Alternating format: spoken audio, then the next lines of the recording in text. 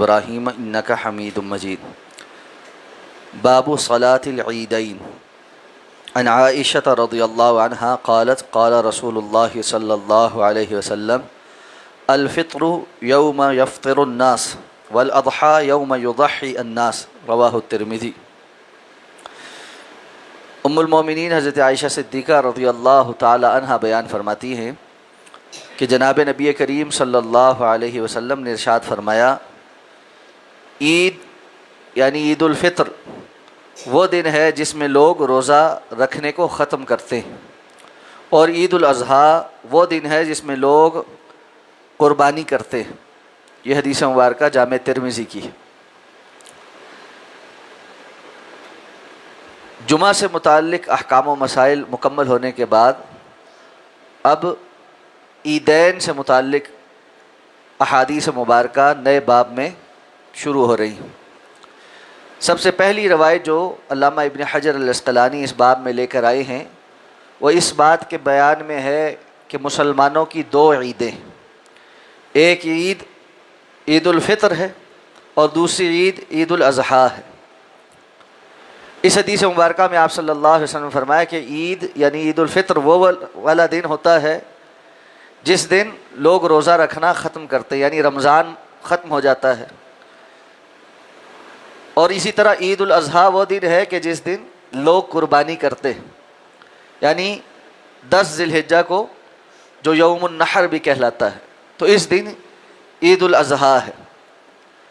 معلوم ہے کہ عید الاضحیٰ کے جو ایام ہیں وہ 4 دن ہیں۔ یہاں آپ صلی اللہ علیہ وسلم نے اس کو یوم النحر اس لیے تعبیر کیا ہے کہ جس دن عید کی نماز پڑھی جاتی ہے، تو عید الفطر جس دن عید کی نماز پڑھی جاتی اور عید الاضحیٰ جس دن عید کی نماز پڑھی جاتی، اس اعتبار سے مسلمانوں کی یہ 2 عیدیں۔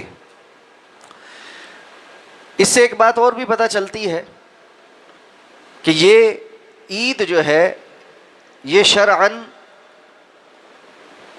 اللہ رب العزت کی طرف سے عبادت کا ایک دن ہے جس میں مخصوص عبادات بجا لائی جاتی ہیں۔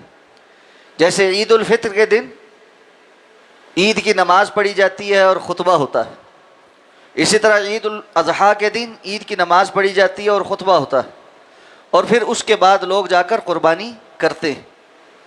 تو یہ مسنون عبادات کے ساتھ مشروع عیدیں ہیں۔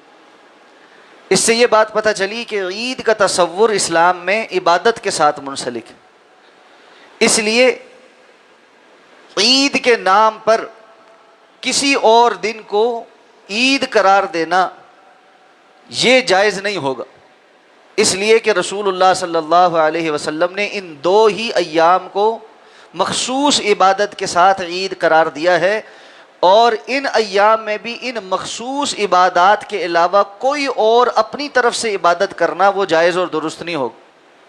جیسے عید الفطر کے ساتھ اگر کوئی بندہ یہ کرنا شروع کرے کہ اس دن بھی میں قربانی کرتا ہوں، تو کیا ایسا کرنا جائز ہوگا؟ ایسا کرنا جائز نہیں ہوگا۔ اس لیے ہر عید کے دن کی اپنی مشروع عبادات ہیں، اس کے علاوہ کسی اور دن کو عید بھی نہیں کہا جا سکتا اور اس کی اپنی طرف سے کوئی عبادات بھی نہیں بنائی جا سکتی۔ اسی لیے جن لوگوں نے ربیع الاول میں ایک تیسری عید ایجاد کی ہے کہ یہ عید میلاد النبی ہے، یہ عید اس کا اسلام میں کوئی تصور نہیں، اور اب تو بعض جگہوں پر اس کی نمازیں بھی شروع ہو گئی، بعض جگہوں پر اجتماع بھی شروع ہو گئے۔ اور گزشتہ سال مجھے لاہور جانے کا موقع ملا تو ایک گلی میں 2 اونٹ بندھے ہوئے تھے، اور ربیع الاول کا مہینہ تھا، ان کے اوپر خوب گوٹے کنارے لگائے ہوئے تھے۔